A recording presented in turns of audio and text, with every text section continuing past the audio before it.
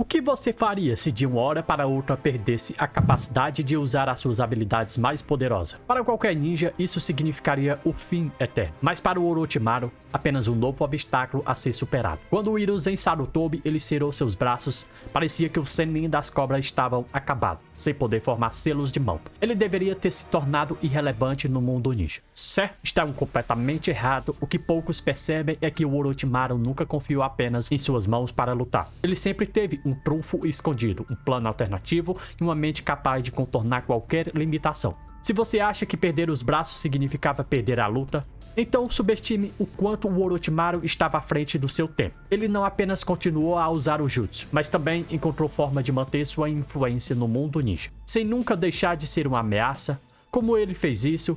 Quais foram as estratégias que permitem que ele permanecesse ativo mesmo sem a capacidade de realizar os selos de mão?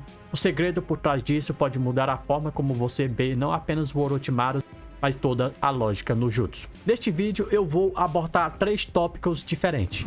1. Efeito de selo da morte do ceifador de Orochimaru, tentativa de cura e troca do corpus. O 3. Como o Orochimaru usou o Rashomon e outros jutsu.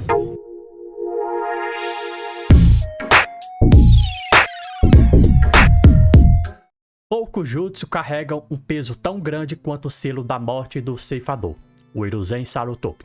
Já em idade avançada, ele tentou selar o Orochimaru por completo. Mas a sua força já não era a mesma de seus tempos áureos. Assim que ele conseguiu apenas retirar os braços da alma do inimigo, deixando-o em incapacidade de realizar selos de mão. No entanto, a essência de Orochimaru ainda permanecia ali, viva e pulsante. O Sennin da Vila da Folha perdeu uma parte essencial de suas habilidades. Mas como em muitos animes e mangá, uma verdadeira estrategista sempre encontra um caminho. Sem o uso das mãos para executar seu jutsu, o Orochimaru ele sofreu um grande revés, mas isso não significava que ele estava completamente acabado. Seus braços físicos se tornaram inúteis. Sim, mas o seu chakra ele permaneceu completamente intacto, permitindo que ele continuasse a exercer a sua influência no mundo ninja. A incapacidade de realizar selos de mão forçou o Orochimaru a repensar a sua abordagem, algo que personagens icônicos de diversos mangás também fazem quando enfrentam adversidade. Adaptando-se à nova realidade, o Orochimaru recorreu a jutsu que não exigia os selos de mão, provando mais uma vez porque era um dos mais temidos de Konoha. Ele começou a explorar técnicas alternativas, como estender seu pescoço de maneira grotesca e invocar cobras diretamente de sua boca.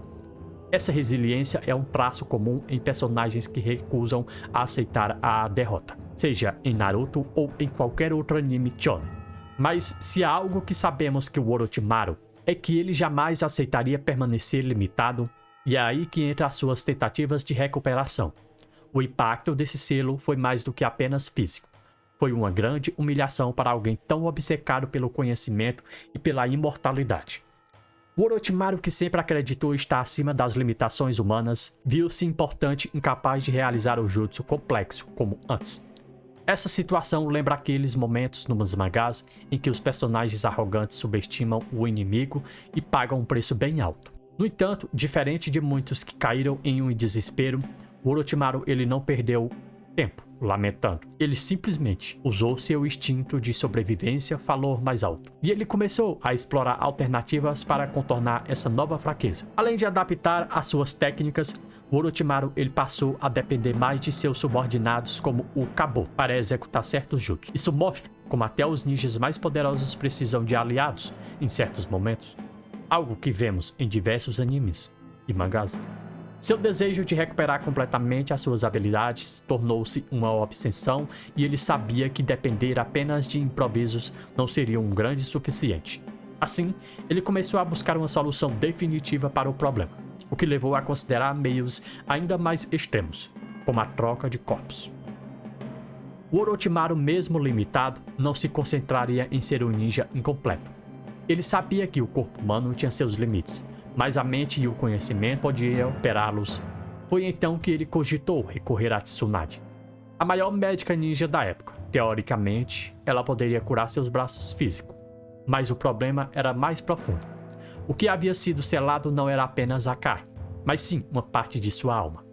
Isso significava que, mesmo que a Tsunade fizesse uma restauração nos seus músculos e tensões, os seus jutsus baseados em selos de mão continuariam inacessíveis. Eu vou dar um exemplo aqui, pessoal. É como você tentar ligar um computador sem um sistema operacional, entendeu? A máquina pode estar completamente intacta, mas a função principal completamente comprometida. Com a cura tradicional fora de questão, o Orochimaru ele precisou de uma solução mais drástica. Durante o arco de recuperação do Sasuke, ele recorreu a um de seus trunfos mais sôbrios, a troca de corpos. Esse era um dos aspectos mais aterrorizantes de sua imortalidade. Sempre que o seu corpo falhava, eles simplesmente o descartavam e assumia um novo. Dessa forma, ele conseguia recuperar o controle físico de seus braços. Já que a carne que usava agora não tinha sido afetada pelo selo de Hiruzen, no entanto, havia um grande detalhe, que nem mesmo a troca de corpos podem resolver. As limitações impostas pelo selamento da alma persistia. Mesmo dentro de um novo corpo, o Orochimaru ele percebeu que ainda não podia executar jutsus que dependiam de selo de mãos, como o Endo Tensei. Isso evidenciamente uma das regras fundamentais do universo do Naruto e de tantos outros mangás. Certos danos transcendem o físico e afetam a essência de ser. Ele podia invocar cobras de sua boca, estender seu pescoço e usar a sua regeneração grande assustadora. Mas o jutsu que exigia manipulação manual continuava fora de seu alcance.